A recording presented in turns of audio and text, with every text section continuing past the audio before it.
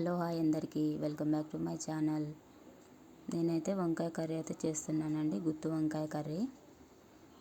ఇంకా దానికోసం అయితే నేను 1/2 kg వరకు వంకాయలను అయితే తీసుకున్నాను. ఇంకా పొయ్యి మీద ఇలా పెన్నం పెట్టుకొని ఒక 3 స్పూన్ల వరకు పల్లీలు అయితే తీసుకుంటున్నాను. ఇంక ఇవి కొంచెం వేగాక 1 స్పూన్ వరకు దీంట్లో ధనియాలు అయితే వేస్తున్నాను. ఇంక ఇవి కొంచెం వేగిన తర్వాత ఒక 3 స్పూన్ల వరకు నువ్వులను అయితే వేస్తున్నాను.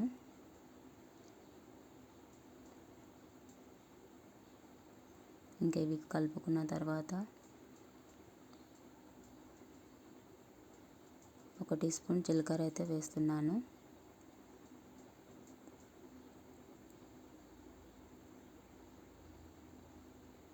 ఇంక ఇవన్నీ ఇలా కలిపేసుకున్న తర్వాత ఒక 2 ఇలాచీలు, దాల్చిన చెక్క, అలాగే లవంగాలు కూడా వేశాను.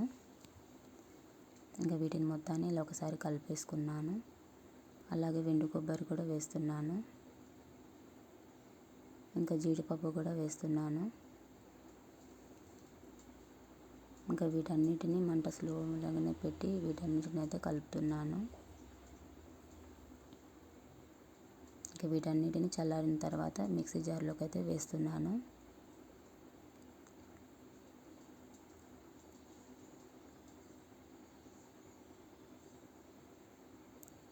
ఇంకా దీనిలోకి అయితే నేను అల్లము అలాగే వెల్లుల్లి వేస్తున్నాను.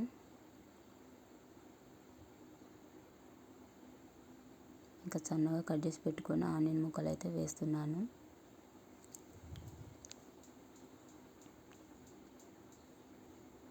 ఇంకా దీనిలో కొంచెం వాటర్ పోసి మిక్సీకి అయితే పడుతున్నాను.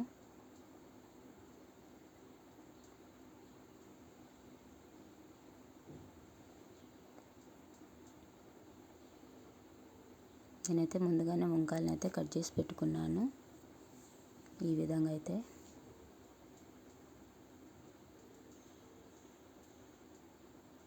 ఇంకొక గిన్నెలో నూనె అయితే పోస్తున్నాను వీటిని డీప్ ఫ్రై చేయడానికి.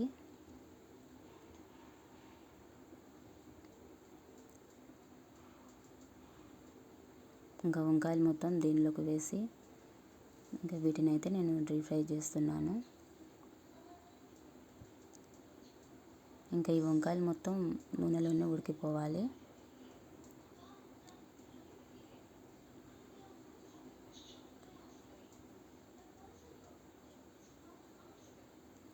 ఇంకొక 10 నిమిషాలు అయితే బాగా ఉడకనివ్వాలి.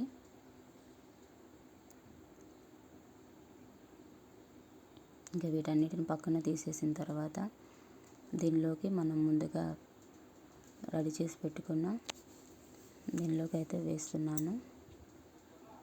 నువ్వులు అలాగే పల్లీలు అన్నీ మిక్సీ పట్టుకున్నాం కదా, వాటిని ఇంకొక 2 పచ్చిమిర్చి అయితే వేస్తున్నాను. అలాగే టమాటా ముక్కలు. ఇంకా వీటన్నిటిని అయితే బాగా కలుపుకుంటున్నాను.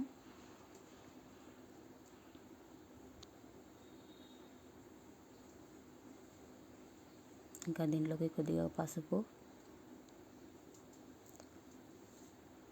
ఇంకా అలాగే కారం కూడా వేస్తున్నాను. ఇంకా వీటన్నిటిని అయితే బాగా కలుపుతున్నాను. అడుగు మాడకుండా అయితే చూసుకోవాలి. ఇంకా ఇదైతే ఒక 10 నిమిషాలు ఉడకనివ్వాలి.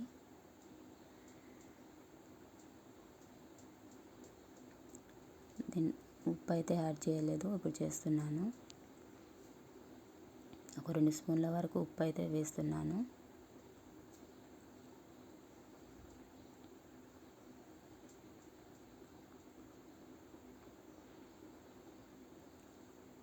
ఇంకా తాసర పెట్టుకొని ఒక 10 నిమిషాలు అయితే ఉడకనివ్వాలి. ఇంక ఇవన్నీ ఇలా ఉడికిపోయిన తర్వాత వీటిలోకి చింతపండు నీళ్ళు అయితే పోస్తున్నాను.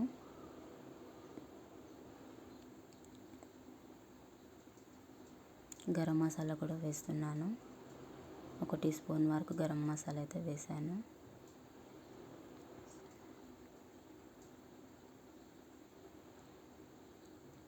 ఇంకా వీటన్నిటిని బాగా కలుపుకోవాలి.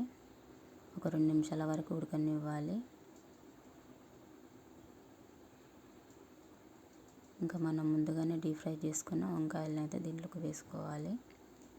నేనైతే వాటర్ అయితే యాడ్ చేయనండి, యాడ్ చేయకుండానే చేస్తున్నాను.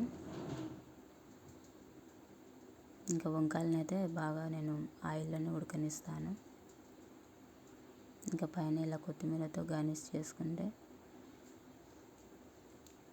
ఇంకా వంకాయ కర్రీ అయితే రెడీ అయిపోయిందండి. ఎంతో టేస్టీగా, ఎంతో రుచిగా ఉండే గుత్తి వంకాయ కర్రీ అయితే రెడీ అయిపోయింది. వీడియో నచ్చితే లైక్ చేయండి, సబ్స్క్రైబ్ చేసుకోండి.